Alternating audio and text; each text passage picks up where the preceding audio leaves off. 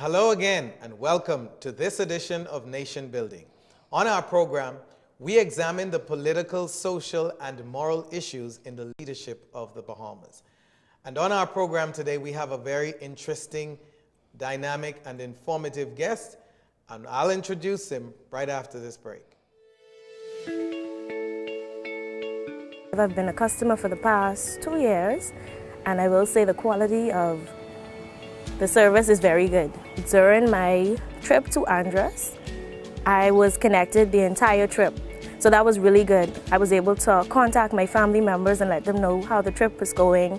We touched land, we're here, so it was very good, and I really appreciate that. And also during times like when we had the storm, it was really good to have that service to reach out to our loved ones to make sure everyone is okay. And I really appreciate Alive for that. And even when there's a little technical difficulty, they always send out a little text message to let us know exactly what's going on. I'm happy to be alive, and I believe in best.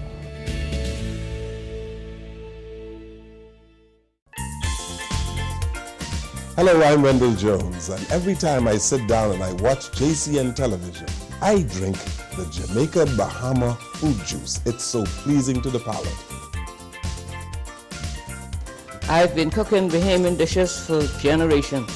I now use Jamaica Bahamas product. The rice is very fluffy, very tasty, and good eating. Jamaica Bahama product is simply the best. As an insurance agent, my life is go, go, go. But whenever I need a refreshing break, it's Jamaica Bahamas Island Mixed Fruit Drink. Good. Hi, I'm Debbie Bartlett from GEMS 105.9 FM. The effect that Island Junkanoo Juice Medley has on me is exhilarating.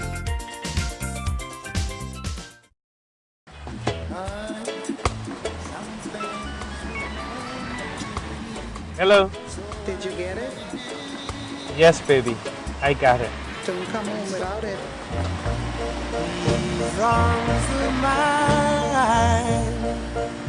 they are yearning for wanting you.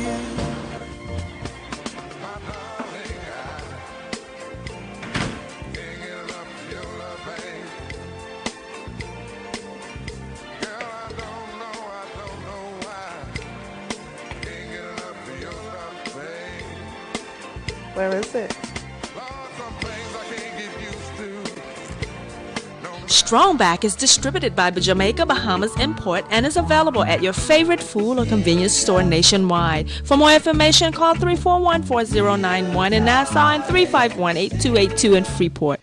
Welcome back to Nation Building. I'm your host, Winston Pinnock, and today we're going to have a very interesting but informative discussion with someone who has the experience and knowledge to be able to talk to you about any number of issues affecting our country.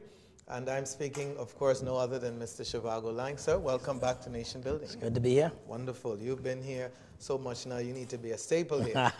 Mr. Laing, of course, is not just now a former cabinet minister, having served in the Ministry of Finance as he did under the last Ingram administration, but Minister of State for Finance, several other ministries that he has served in previous administrations, but also he is now doing ZLive, a very interesting, dynamic show that is on the talks of most people who listen to talk show and these days.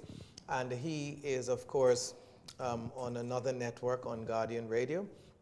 And your show on ZLive is between 2 and 4. 2 and 4, yeah. 2 and 4.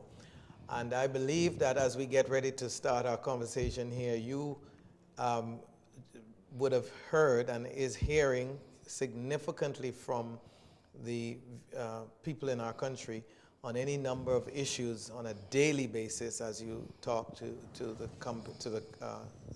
our people. And so you understand the challenges, the concerns, and the issues that they're facing.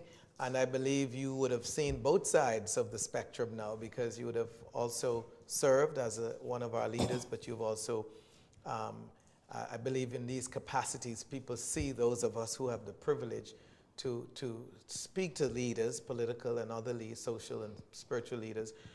People see those of us who have this privilege as their defenders, as people who speak on their behalf to a large extent on any number of issues. And so one of the things that we must do, and we might as well get it out the way, is just talk about, for you to share, what are some of the burning issues, the main burning issues that you hear on a day-to-day basis now on your show? Well, I mean, from my point of view, and it's good to be here, and hello to your listening audience. Viewers. Your viewers, your viewing and listening audience. Absolutely. Yes, you know, when you're on radio, you get used to that. I have a listening audience, but I have a viewership too, because we're on Facebook Live. Right, right, absolutely. But I would say people are largely concerned in the broad about the extent of the effectiveness of the government that they would have hired about a year ago. I think it was an overwhelming victory, and there was, I imagine, an expectation that things might evolve quicker and much better than they have to date. So there is a broad challenge and concern about the governance of the country. And then if you drill down to some specifics, of course, you know, ban has been an issue in the handling of that matter. There have been issues related to a number of pieces of legislation passed, issues related to, say, the Chief Justices not having been substantially appointed as yet, and just there's a number of particulars. Absolutely. But in the broad, I'd say governance. The economy continues to be an issue for lots of people who are unemployed, particularly in islands like Grand Bahama, where the issue is especially stark. But the economy as a whole continues to be an issue for people. The sense I get is that Nassau, and I could be wrong, I'm not an economist, I'm just making this observation. Nassau seems to be holding its own in terms of the broad economy. Generally speaking, things aren't worsening, would you say? Well, the Bahamian economy is actually picked up. It's picked up. It's growing faster than in times past when the growth was at probably negative to 0%. So it is growing around 1.5% now. So there are positive signs. That largely results from tourism is performing better. U.S. economy is growing as well? Well, the U.S. economy is doing better. The quality of it is not as we would have seen it in the 90s, and so, but it is better. And so there is a growing segment of the U.S. population that's traveling again, mostly by cruise, but a number are moving by air. And so we're seeing some benefits of that at the Bahamas and those. So tourism is performing better, and I think that is buoying us a little bit. It's not at the growth of the economy is not at the level yet where it is impacting sharply on employment levels and sharply on wage levels. But you know that time will take if we continue on the trend and if we in fact pick up the pace going forward. Nassau is always a kind of different picture because it's the hub of economic activity. So and it will get primarily the beginnings of any movement upward.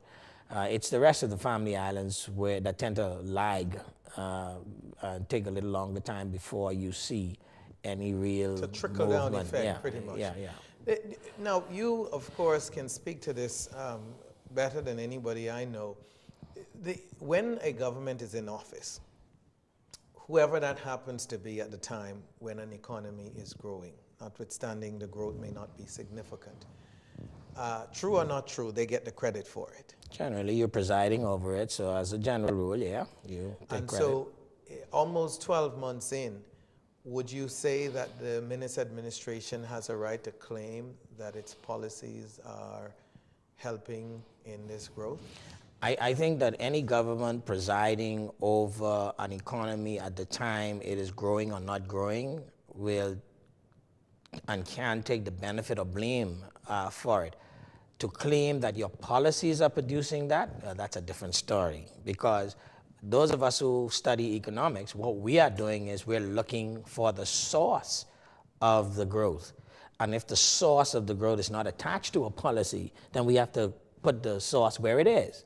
At this particular point in time, there is no policy initiative that one can, at this point, say is contributing to the growth. Because with the tourism growth, a lot of that is Bahama coming on stream, and that's a shared reality in terms of policy. Mostly, though, it would have been the Progressive Labour Party administration that saw it through to the latter days of its tenure.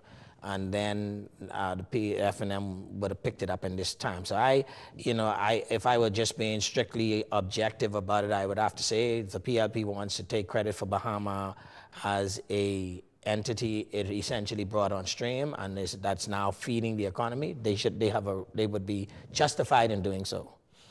And these things are kind of weird, and we want to nail down a little further in this because when you listen to the general public talk about successive governments, including administrations that you are a part of and played a significant role, that gets into the blame game for what's not going right, especially probably the first year and a half, 2 years into their term.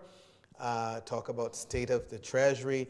We had Fred Mitchell on. We had Wayne Monroe recently, which was highly critical of the government. And I saw it as best as I could as host to check him in acknowledging the fact that every government seemingly over the last 20 years has latched onto this notion that they met a bad economy or the Treasury was broke, or the previous administration didn't do such a good job. And so it seemed to me that there's some level of maturity needed in saying, okay, here's the reality. There's always a different administration bring different policy, but it can't be that every time a government takes over the economy, the Treasury is broken. But the reality is we have changed governments now every time for the last 20 years. Last 20 years. So each term you could say people weren't satisfied with the governance, and so that's a reality. People weren't satisfied with the governance. But if you want to talk about what actually was the case insofar as the Treasury situation, the fiscal situation, the economy is concerned, the evidence is right there. The numbers are right there. So somebody saying, oh, they left me with a bad economy, well, you could see the numbers. You could see what the numbers were in the year of the election, and you could see what the numbers was in the year after the election. You could see what the numbers were in the years before the election, and you could see what the numbers were in the years after the election. So there's hard, concrete evidence to support and explain what the state of play was in respect of each thing. The problem we have in the Bahamas is that most politicians know that listening and watching souls will not do the research, won't take the time to get that information, so they just rely on some who gave the strongest or best or most articulate argument about things. And I was going there, so you answered it, because the point is well made, which is that it's those who sell the case best, just like in an election. But I'll tell you this much. You can always see where the lion is if you pay attention to the speech given by the Minister of Finance in the first budget after the election. And explain to our viewers how that I'll tell you what. I'll give you an example of it.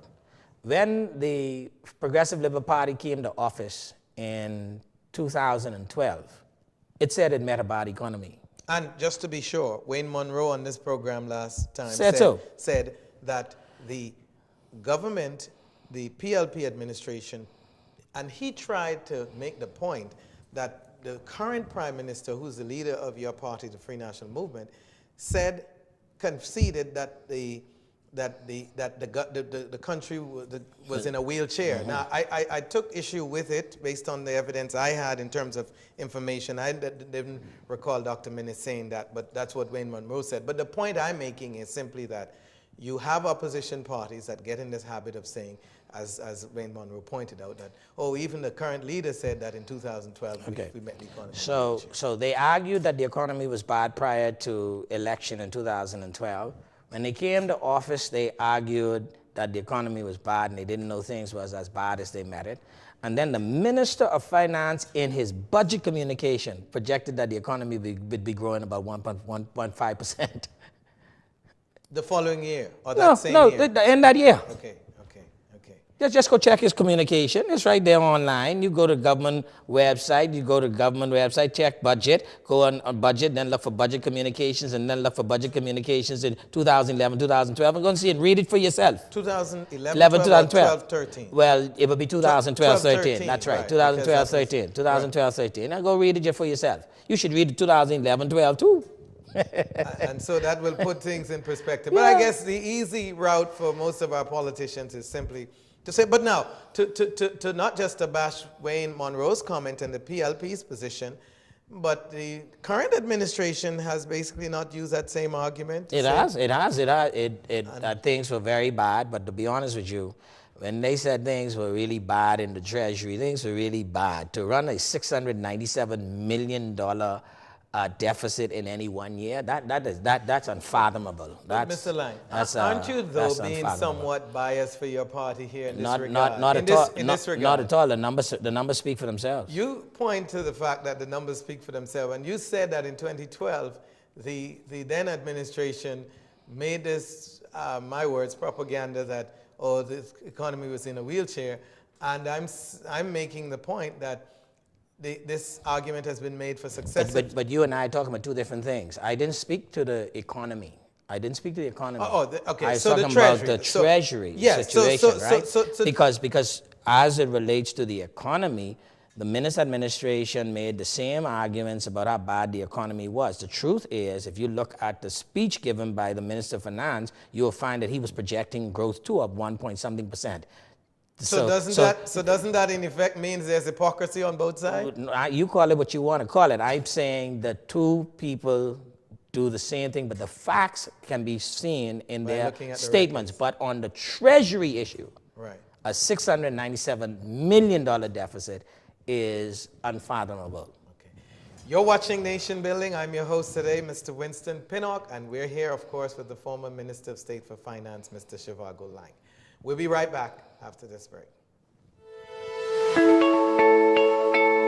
The concierge service is the best thing ever. Like, it is so fabulous, especially for someone like me where I cannot leave my office, my job, to go do anything in the middle of the day because I'm on the radio. The service was so fabulous. The ladies gave me a call. They set up an appointment. They come with their professional looking attire. They're just so cute. And they come here, and it was a great experience. It took 20 minutes to switch over to the Alive service. It was simple. It was easy. And they just made me feel so welcomed. They explained everything. They hooked me up with my new phone. They gave me my data package. As you can see, hey. And it was fabulous. It was a wonderful service, but what I really liked best about it was not only did they come here and make it easy for me, but they continued to check up on me. The next day, they made sure that everything was working properly with the phone. I didn't have any issues. The following week, they contacted me again, and I've built a relationship with them. They've continued to check up on me. I feel like I'm part of the Alive family. It's amazing.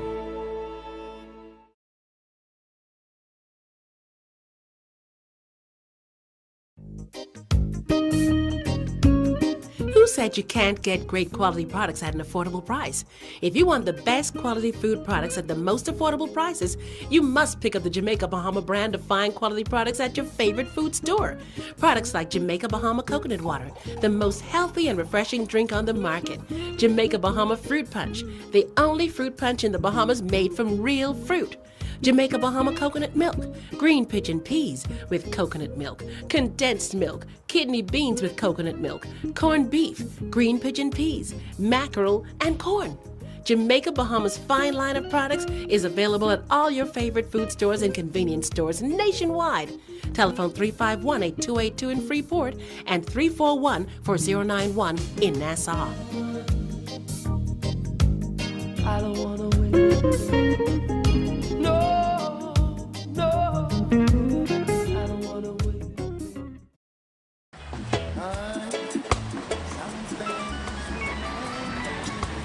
Hello. Did you get it? Yes, baby.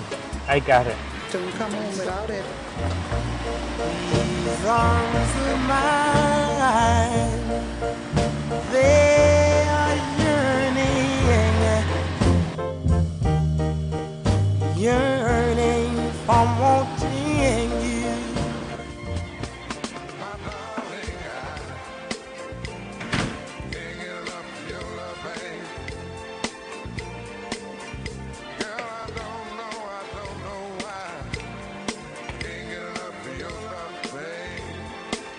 Where is it?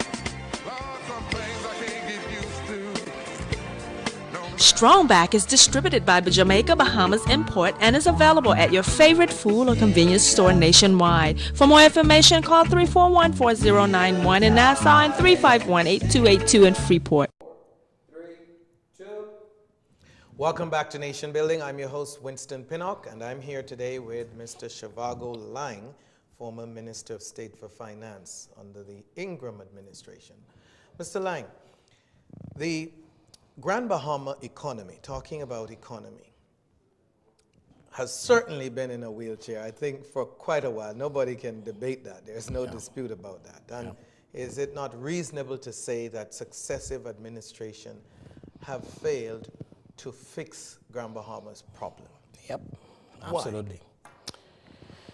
Well, I think that for me, it's a combination of things. I think that there wasn't sufficient focus given to it by successive administrations. I think that there wasn't the level of dedication and focus given by the Grand Bahama Port Authority in that regard, and I don't think that the collaboration between the government and the port was there to help the situation much. And then there were a combination of things that damaged that economy that just simply were not easy fixes following upon them. Well, the hurricanes really had an impact on some significant economic centers there, mainly, say, the Princess properties, which would have extracted about $30 million in wage payments out of that economy. That's an annual figure? Annual figure, and by multiplier, if you use the 3-time multiplier, that's a $90 million extraction from that economy. It's just huge. That's devastating for an island economy, and there were no easy replacements for that. We were not able, successive administrations, to find a group or groups to come in and make up that slack. We weren't able to find it because I think the Bahamas' approach to investment promotion is far too static, is far too lacking in aggression and assertiveness. I think we don't recognize that we need to have a presence in the world 24/7 seeking out capital, and we haven't done that for decades. And what specifically should the country's leaders now do in this 24/7 approach to what you want to do is you want, first of all, to have a sense of possible projects you're pursuing that meet and fit with your economic and development strategy. So whether that is a focus on wellness centers for one island, a focus on entertainment centers for other islands, or a focus on high-end property developments for one set of islands, or agricultural, high-tech agricultural projects for another island. Whatever that listing is, you need to go to people with something concrete to discuss. And then you want to have and generate leads in places where you hear people are seeking to scale up. You hear people are seeking to make an outreach in terms of their investment opportunities. You go and speak with key significant global players and talk to them about what they're doing and try to see whether what they're doing can be married with what you need to have done in your own country. And in that process, your name is getting out there. People are hearing, I heard the Bahamas is looking for, I hear the Bahamas is interested in doing. And eventually that inertia will build up to the point where you will get that kind of interest. But I'm told that the government actually has a number of very good projects in the pipeline, and that they just need to get out the pipeline. And so perhaps some of these projects will be flushed out and they will manifest in some positive activities for the Bahamas. It seems as if, from the sentiment I get, and I don't know what you hear on your show, but it seems as if the public is either too impatient, their expectations were simply too high, or frankly, the government just is not performing. What is it? Well, I think the challenge we have is sometimes we think everything is one or the other. Sometimes things can be a combination of them. I mean, if you are hungry, if you have no job, if you can't pay your bills, you're not impatient, you're desperate. You need something to happen. So you can call me impatient, but the truth is I'm saying to you, the banks are all calling me. I'm saying to you, my landlord, my tenants are all calling me. My landlord, I'm saying to you, all the bill collectors are calling me, and my kids have needs and I can't meet them. That desperation isn't impatience, it's just desperation. Then there are some people who, the truth is, they're against you. And so they just see an opportunity where you missed to criticize, and so you can get some of that.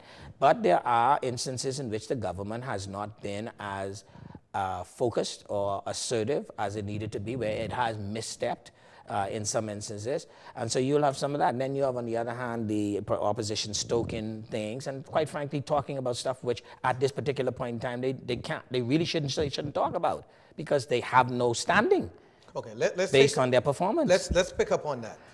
In your opinion, one of the items that you see as, and I don't want to put the adjective for you, the opposition stoking an item that they really should not be doing. An opposition led by Brave Davis should never talk about the indebtedness of the Commonwealth of the Bahamas under anybody's tenure in a short period of time. Why so? Because they have no standing, no record on that regard.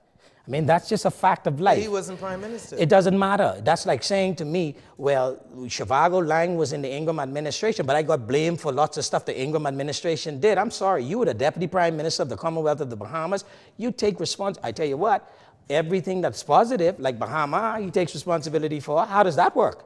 How do you get to cherry pick that, you know what, Bahama, look at what's happening with the economy now because of Bahama, that was us. But, oh, the debt, that wasn't me. You know, I was only the deputy prime minister. No. Good leaders don't do that. Okay. So you think it's a bit of hypocrisy there? Well, it's not hypocrisy. I'm saying that if I'm Brave Davis, to be honest with you. Not wise? Yes, that's right. I'm saying some issues, I'll say, listen, man, you know what? We were not very good on that regard, so we expected better from this crew. That's better than trying to express shock that people have this level of indebtedness. When you know the debt, the borrowing that they've done, the vast majority of that borrowing related to things that you left behind. So I wouldn't do that. I would find new things to connect with the society about, insofar as their issues are concerned, that's isolated from things I could be blamed for. One item that came to my attention, certainly, and I've heard a number of members of the public share with me personally, and it's been in the public domain, is the issue of Oban. And one point that was brought to me no more than on Sunday at a gathering, you know, people share, they tell you what to tell us what to talk about on these programs. Yeah. This is what, so one point that was made to me was, at least from those who I spoke to then, was they had great trouble with the fact that the Minister administration, of course, had moved ahead with this Oban deal for Grand Bahama, $5.5 billion project. And frankly, when it was announced, great fanfare and excitement. And I think all of us who are from Grand Bahama, like yourself and myself and others, were happy to see that something was in the making. Further digging in revealed that this project was something that was previously looked at, and that the PLP had was considering the project.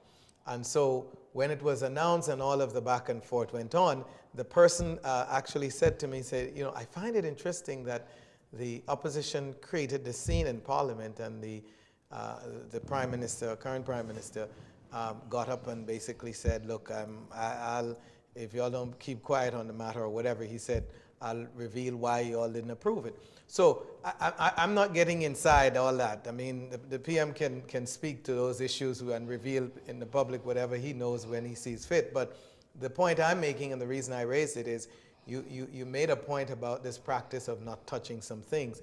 Last point the person made to me yesterday was they observed that silence followed the statement from the PM, as if to say, well, the opposition was aware that they probably should not have touched it. Well, I mean, the Oban affair transcended crossed three administrations. The Ingram administration looked at them not as Oban, but as another grouping then too. Same ownership? Basically, with some LNG component to it, and the thought was there, and they were issued a letter approving it in principle, subject to clear evidence of funding. And then the Christie administration did essentially the same thing. Why did it not go further under the Ingram administration? Because there was not clear funding. No funding. There was no proof of funding. It was clear. It was subject to funding and subject to an EIA, and some parameters were given to the satisfaction of the environmental issues in terms of European standards, American standards, and the like. All of that was incorporated in the letter. I have the letter from the Ingram administration about it. The Christie administration didn't take the same extensive tack, but they did do an approval in principle subject to, I think, clear evidence of funding.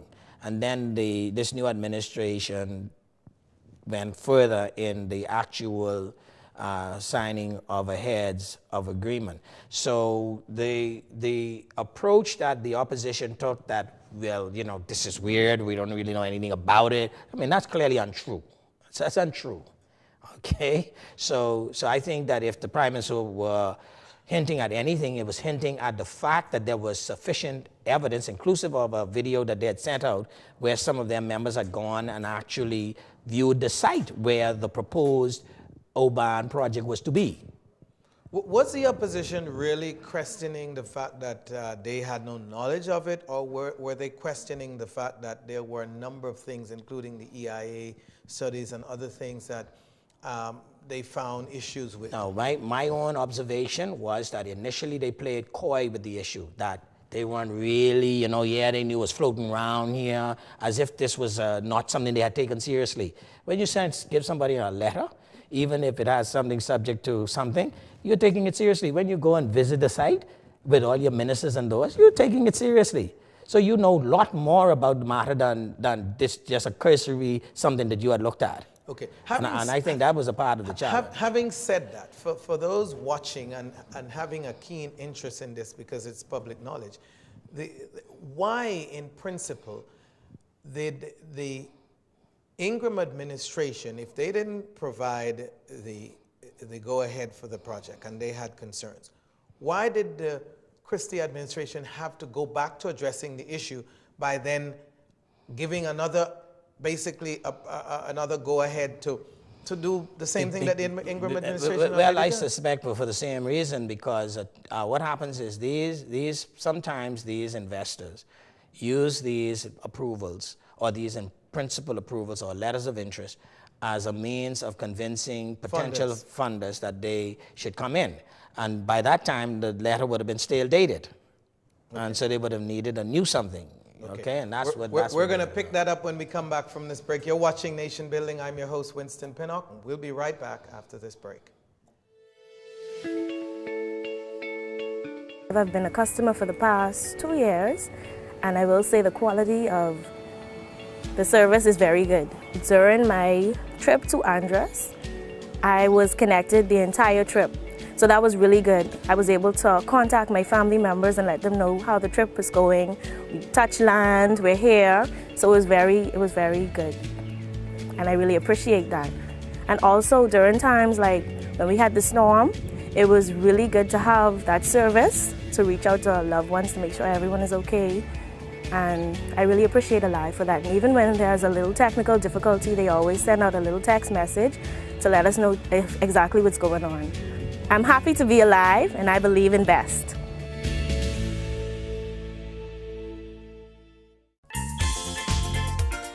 Hello, I'm Wendell Jones, and every time I sit down and I watch JCN television, I drink the Jamaica Bahama fruit juice. It's so pleasing to the palate. I've been cooking Bahamian dishes for generations. I now use Jamaica Bahamas product. The rice is very fluffy, very tasty, and good eating. Jamaica Bahama product is simply the best. As an insurance agent, my life is go, go, go. But whenever I need a refreshing break, it's Jamaica Bahamas Island Mixed Fruit Drink. Good.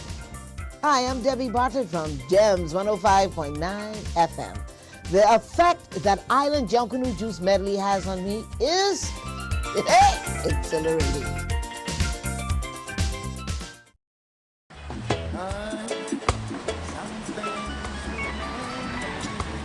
Hello. Did you get it? Yes, baby. I got it. Don't come home without it.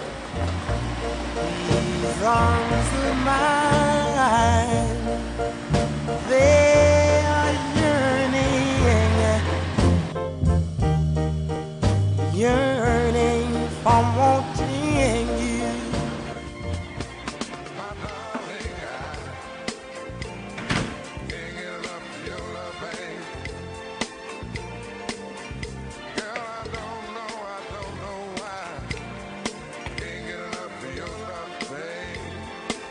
Where is it? Strongback is distributed by Jamaica Bahamas Import and is available at your favorite food or convenience store nationwide. For more information, call 341-4091 in Nassau and 351-8282 in Freeport. Welcome back to Nation Building. I'm your host, Winston Pinnock, and I'm here today with former Minister of State for Finance, Mr. ZhivargoLaing, under the Ingram administration. And of course, I'm plugging here. When I'm traveling around the world, one of the programs that I do tune into to keep abreast with what's going on at home is Z Live. I do enjoy your program. Thank you. And you know, the discussion and the feedback, I think, is wholesome and healthy for the most part, I think. And there are other programs, of course. But I just thought I'd plug Z Live. I think it is a wholesome program on radio, and there are lots of them for the country to tune into these days. Picking back up, Mr. Laing, on the Oban situation before we move on, my last question on that would be, I find it curious that the Ingram administration that you are a part of gave an agreement in principle to the company subject to a number of things.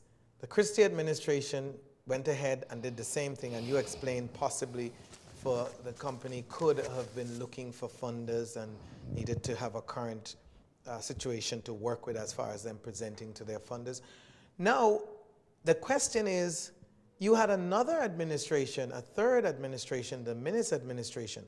What convinced the Minnis administration, you believe, to have gone further than where the Ingram and Christie administration would have gone with Oban, to the point of announcing a deal for Grand Bahama when the EIA hasn't been done? And I don't know, I guess maybe they had proof of funding, I'm not sure. But why would they, after 3 tries, why would they have been so quick to approve? I can't answer that question. I really can't. But can you at least see that viewers would be concerned following the trend of how this worked? Yeah, I could well understand. And ask the question, and some would say out loud, you know, was our government desperate then to make something happen? Was it a premature situation? Well, I can see how viewers might think that. I don't have the particulars of what the Minnis administration looked at when they convinced themselves. I did get from inside sources that they were persuaded that the funding was in place. I did get that. I also got it from external places attached to the group that the funding was in place. To this day, I am not satisfied that this funding is in place, but that's me. I'm not privy to the same information they have. Let me just quickly jump in here. Why would any administration be allowed to, and I'm not accusing the government of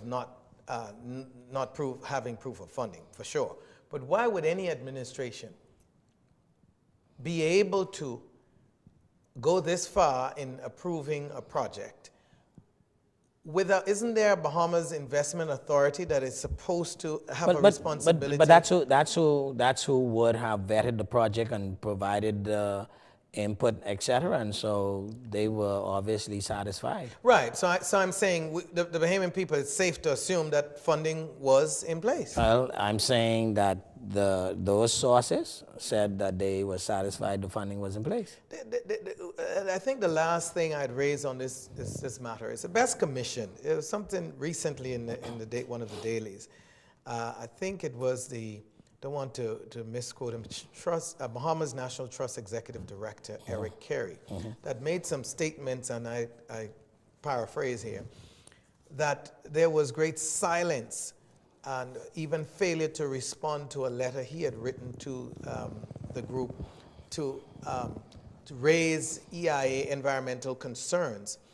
And I found that very curious because if a government agency is seeking to get information from a potential investor about a project, I thought that's just automatic, that it had to be forthcoming. BNT is not a government entity. BNT is actually a non-profit private entity. But in any event, I would have It's thought... not partially funded by the government? It's partially funded, but it's not a government Quasi-government? Not even quasi. Okay. They'd be... So it's just... They don't even want... They would want you to say... Okay, so they're just getting funded They actually have... I think they have statutory... protection. Statutory protection. They have statutory standing, so they have standing in law. But in any event, that BNT would request information, I would think the government would want to provide it with information. That just makes sense to me, and so should OBAN. But I think the Prime Minister acknowledged that there were missteps. That's polite in respect of how this was handled initially. But in any event, I think they are reeling now from far too many missteps in the beginning of the handling of this. Let's just drill down a little bit here. And I want to caution, because I hear this weekly from viewers and others involved, especially those involved in leadership. They get concerned about information we put out. My only governance is to ensure that I'm responsible and that I act on behalf of the people, the viewers, in providing information to them in a responsible way. Why would a government, any leader, be caught in so many missteps when there is a system, I believe, in the and we're not talking about a party now that comes to power, we're talking about the governance of the country, the structures of government. There is systems in place where you have any number of professionals that provide guidance and advice to people like yourselves when you were in office in the current administration and the PLP. Why would is it a matter of, like we know is happening in many instances in the US, where you have leaders or a leader that just dismisses the advice of the professionals? Or, because this doesn't seem to make sense to the average person. I mean, systems are produced for people, and they are managed by people, and people are flawed. Okay, whether you are a prime minister, or you are a judge, or you are ZhivargoLaing, we are all flawed. Sometimes we make judgments that go contrary to good advice. We make judgments that go contrary to protocols and procedures. And then we suffer the consequences of that. And so why this would have happened? Because somebody made a bad judgment. Somebody or somebodies made bad judgments, and that's the reality. And no system can isolate you from bad judgments. What they tend to do is they tend to try to reduce the extent to which bad judgments can be exercised. Does it bring to the point then, if this is factual, that you with the current system we operate in, that we are exposed as a people to grave errors in terms of what the leaders do? You have a country run by people, and just like the people who the country's ran for, that they have flaws and they make mistakes and bad judgments all day long, and you get to see that manifested in their finances, in their business dealings, in their private lives, etc. Then the people you elect who come from among you are subject to the same flaws, and from time to time, if they are not as careful as they need to be, if they're not as astute as they need to be, if they're not as informed as they need to be, if they're not as competent as they need to be, those flaws will manifest in ways that impact you now. Their mistakes tend to fall on all of us. Yeah, that's my and next so question. that's the reason why we try to select people we expect to make better judgments. But I'm saying I'm not going to be alarmed that bad judgments are made. I sometimes am alarmed that that particular bad judgment is made, but I understand that people, whether you are prime minister or you are a judge or you are ZhivargoLaing, you can be subject to flaws and bad judgments.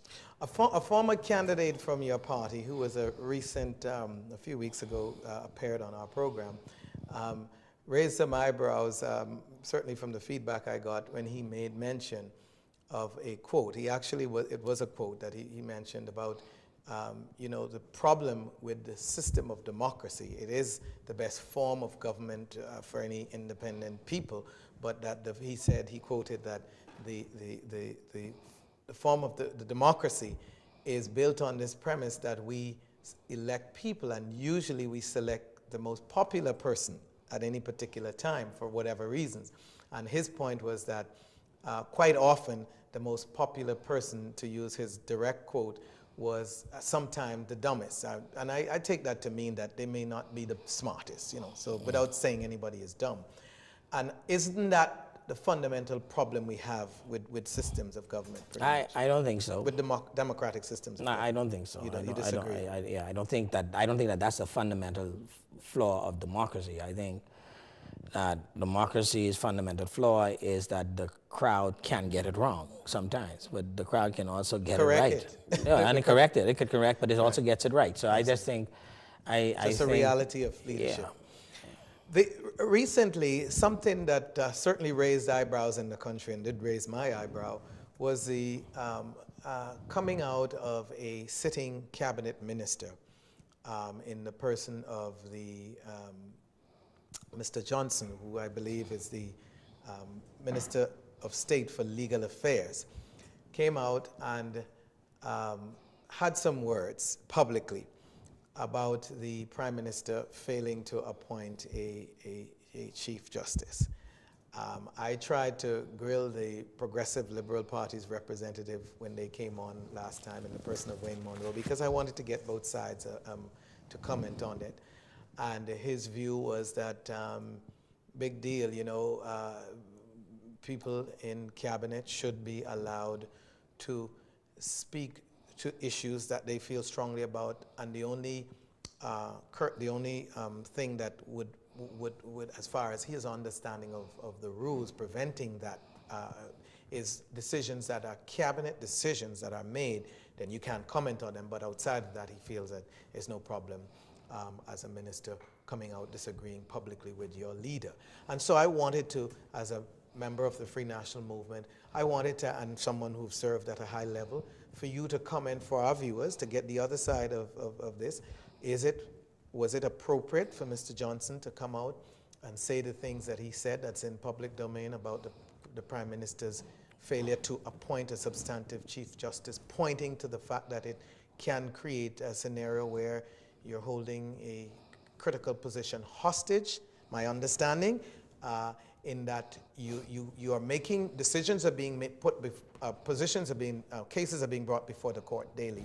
And so if the point was, if the Prime Minister is putting you in a position to act as Chief Justice and doesn't make it, and doesn't go ahead with the appointment, it can very easily be taken that as another leader of another country in Jamaica, Andrew Holness, was caught in a similar situation where he made comments to the effect that he wanted to see how the Chief Justice was performing before making permanent appointments. So just speak to that and whether it was proper or not. Elsewhere Johnson is plenty man in my assessment. Plenty man for two reasons. His willingness to say what he wanted to say about it showed a certain depth of conviction, and his willingness to apologize for having recognized that he erred in judgment in saying what he said is another something that speaks to his character. He's plenty man. First of all, let me say that. Plenty man. It was not appropriate for him to say what he said in the way that he said it. He is one of the Prime Minister's confidants. So he has many avenues in which to speak to the Prime Minister about his issues, and he could be more forceful than he was in the press in those circles. That a minister has to take that route, that speaks something about the government that we don't want to have to be aired in that way. And you know what I'd ask Mr. Monroe? When him and his client disagree, I want the two of them to come and tell the public. Let the two of them talk and tell us what they disagree about, and tell us why that wouldn't happen.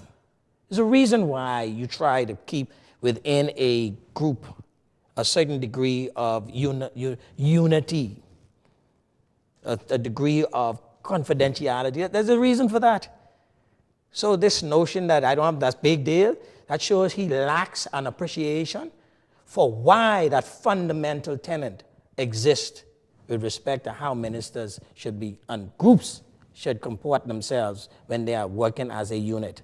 And to his argument that, look, that was not a cabinet decision. It doesn't matter. It doesn't matter. That's no different than, I'm saying again, he and his client, he and his partners disagree on a matter. Let them come and tell. Company. No, this is the government. No, but the principle is still the same, though.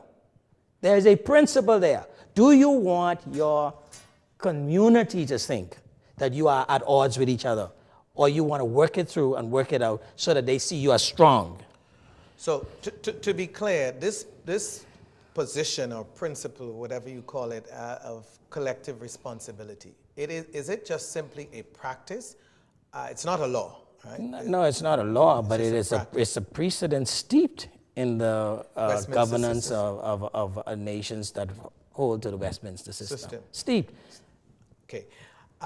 So the last point before we go... And see, first of all, Mr. Monroe should also recognize on the day you take your oath, you swear an allegiance, and you swear not to disclose your counsel to the Queen. I mean, you don't disclose your counsel. Well, even the minister was urging the Prime Minister. What is that?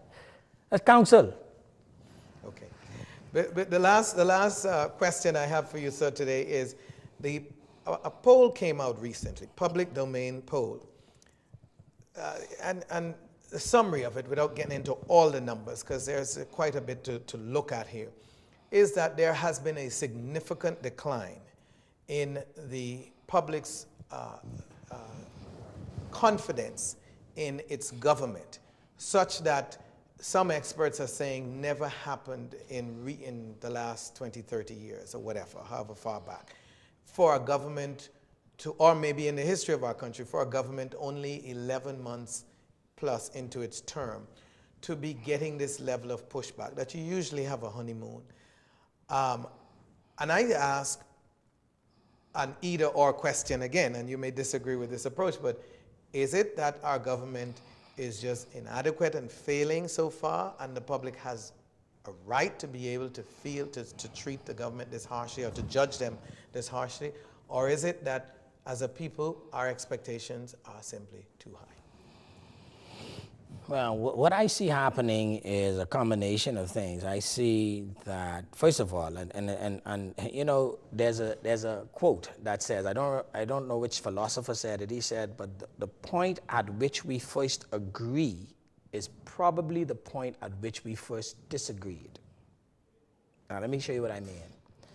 Depending on how you read the outcome of the election last year, if you think you got voted in versus a group getting voted out, depending on how you see that, you may govern a certain way.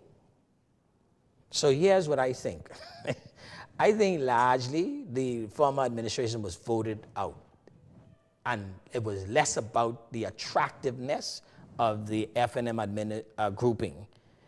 They benefited from a voting out that in a binary scenario meant they would be voted in. Under those circumstances, recognizing that you were not really endeared, people weren't endeared to you, you really weren't the popular, affectionate choice of people, but that they were really ticked off with a group and got rid of them, you needed to give them some very quick wins so that they can now become endeared to you. This administration has not done that. So people can't point to a single thing that, well, many things that say, wow, look what they did for us. Yet. Well, people point to the fact that they have arrested any number of, they've dealt with the issue of corruption. Well, if people are pointing to that, then the polls shouldn't reflect, but they reflected. Let me give you an example of what I'm talking about. Hubert Alexander Ingram knew this when he came to office. He didn't assume that they voted for him because he was such a wonderful, beautiful human being. You mean in the 92 in 92 election, right? He knew that they voted out the PLP, but also they proposed some. So you're suggesting this isn't the first time we had a scenario? Oh, almost all administrations get kicked out on the next one. I agree with that. Well, I would debate that till the cows come home. Almost every administration gets voted out, and the next one gets voted in for. That's my observation. I can be wrong, but that's my. He decided I needed some quick wins. So the freeing of the airwave, everybody could experience that. Because you could just flick on your channel and know I don't have to just get stuff from Z&S. You change up your licensing arrangement, that affects thousands of people, thousands of people. And so you do things that people can experience and you don't have to explain. What has been true of that so far? Even if you lock up corrupt people per se, if that's alleged corrupt people, even if you do that, how does that broadly impact me as a person? Well, it obviously ain't enough. That can only carry you so far. And so I think that some of the low-hanging fruits that they should have picked and could have picked, for instance, if you say you're going to do term limits, well, go bring the law to the country and just do term limits. That's only a law. Do you suspect that may not happen? Well, I don't know. I'm just saying, but that would have been a quick win. You promised it. You say you want an ombudsman, bring the law. That's just an ombudsman. So these things become quick wins. I hear you. Mr. Laing, I want to thank you so much for pleasure. appearing on our program. You always bring a wealth of knowledge and information, and I hope you, the viewing audience, certainly would have been well informed and appreciate our presentation today. On behalf of all of us at Nation Building, it's been our pleasure to bring you this broadcast. Stay tuned for next edition of Nation Building.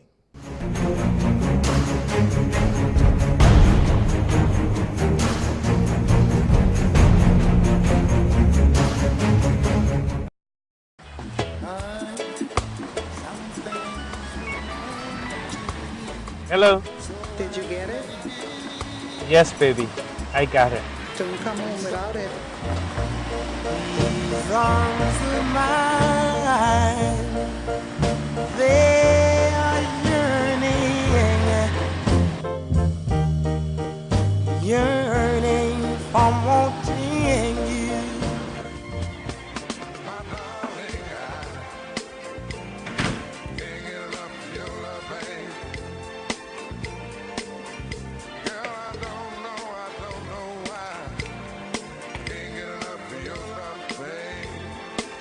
Where is it? Strongback is distributed by Jamaica Bahamas Import and is available at your favorite food or convenience store nationwide. For more information, call 341-4091 in Nassau and 351-8282 in Freeport. Who said you can't get great quality products at an affordable price? If you want the best quality food products at the most affordable prices, you must pick up the Jamaica Bahama brand of fine quality products at your favorite food store. Products like Jamaica Bahama Coconut Water, the most healthy and refreshing drink on the market. Jamaica Bahama Fruit Punch, the only fruit punch in the Bahamas made from real fruit. Jamaica Bahama coconut milk, green pigeon peas with coconut milk, condensed milk, kidney beans with coconut milk, corned beef, green pigeon peas, mackerel, and corn. Jamaica Bahamas' fine line of products is available at all your favorite food stores and convenience stores nationwide. Telephone 351-8282 in Freeport and 341-4091 in Nassau. I don't wanna wait. No, I don't wanna wait.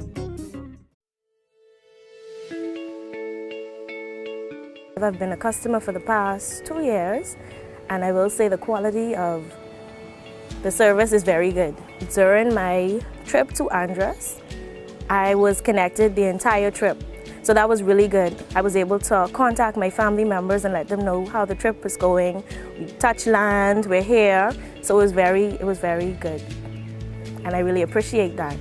And also during times like when we had the storm, it was really good to have that service to reach out to our loved ones to make sure everyone is okay.